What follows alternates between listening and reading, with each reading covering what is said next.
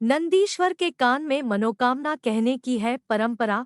अल्पायु थे नंदी, शिव भक्ति से दूर हुआ नंदी का डर और बन गए भोलेनाथ के वाहन। सावन महीना चल रहा है। इस महीने में शिवजी का अभिषेक और विधिवत पूजा करने की परंपरा है।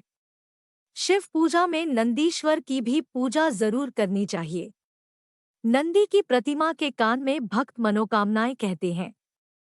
माना जाता है कि ऐसा करने से भक्तों की सभी मनोकामनाएं जल्दी पूरी हो जाती है। जानिए शिव जी के वाहन नंदी से जुड़ी खास बातें।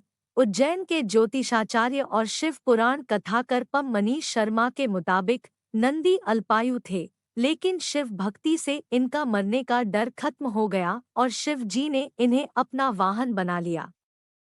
शास्त्रों में नंदी के जन्म की कथा है। पुराने समय में शिलाद नाम के ब्रह्मचारी ऋषि थे। शिलाद मुनि ने विवाह नहीं किया था। इस कारण उनके पितर देवता चिंतित रहते थे। पितरों की चिंता का कारण ये था कि शिलाद के बाद उनका वंश खत्म हो जाएगा। एक दिन पितर देवता शिलाद मुनि के सामने प्रकट हुए और उन्हें अपनी ये चिंता बताई। पितर देव ने कहा कि तुम ब्रह्मचारी रहोगे तो हमारा वंश खत्म हो जाएगा। हमारा वंश आगे बढ़ सके, इसके लिए तुम्हें कुछ करना चाहिए। पितर देवता की चिंता सुनकर शिलाद मुनि ने शिव जी को प्रसन्न करने के लिए तप किया। शिव जी मुनि की तपस्या से प्रसन्न हो गए। शिलाद मुनि के सामने शिव जी प्रकट हुए। शिव जी शिलाद मुनि से वरदान मांगने के लिए कहा। शिव जी से शिलाद मुनि ने वरदान में एक पुत्र मांगा।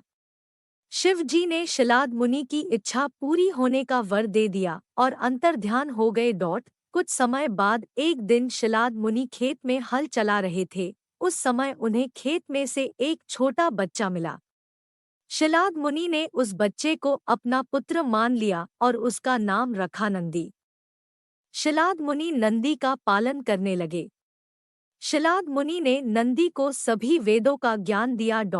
एक दिन शिलाद मुनि के आश्रम में कुछ अन्य संत महात्मा आए।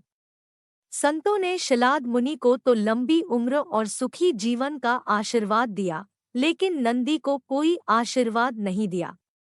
इस बारे में शिलाद मुनि ने संतों से बात की तो संतों ने बताया कि नंदी की उम्र ज्यादा नहीं है, ये अल्पायु है।